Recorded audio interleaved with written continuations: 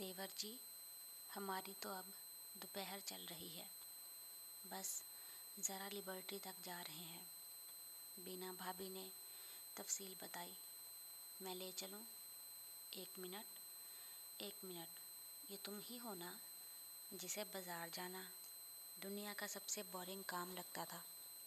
हदीद ने खुजल होकर मुस्कुराहट छुपाने की कोशिश की। आपका क्या भरोसा मेरी बीवी को गुमा दें। वो भी हदीद था, कहाँ काबू में आता। ऐसा जोरू का ग़ुलाम ना कभी देखा ना सुना। अब तो और देर से इसको लेकर आऊँगी।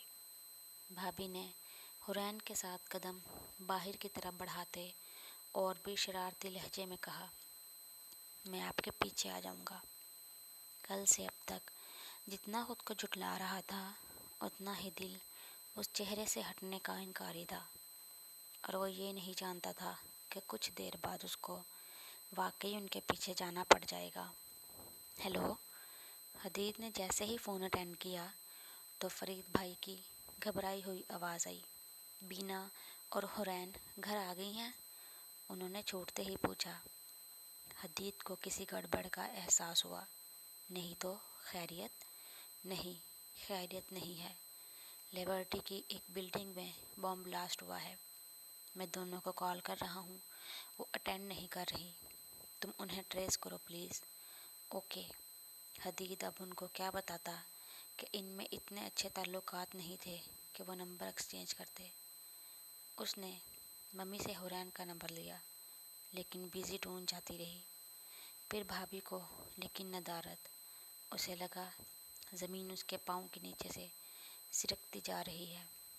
मम्मी, मैं निकलता हूँ, आप दुआ कीजिएगा।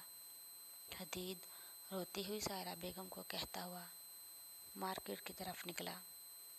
साथ साथ दोनों को कॉल करता जा रहा था।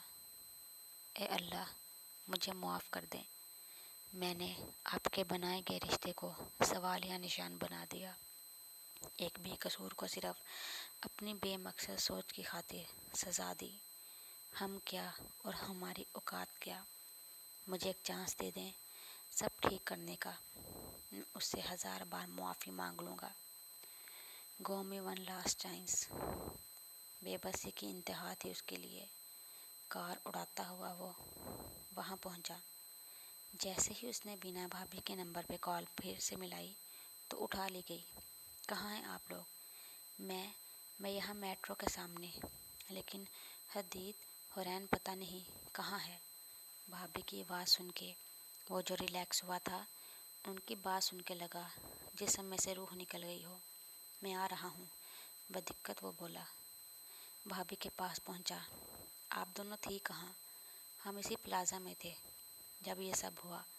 वहीं घबराहट में हाथ छूट गया। भाभी ने रोते हुए बताकर हदीद की परेशानी में इजाफा किया। ओके, आप ये चाबी ले जाकर गाड़ी में बैठे, मैं चेक करता हूँ। उनको चाबी पकड़ाकर वो इसी बिल्डिंग की जानिब बढ़ा। कदम मन भर के हो रहे थे। वहाँ हर जानिब पुलिस ने घेरा डाला हुआ था। वो अंदर जाने लगा तो एक एहलकार ने रोका।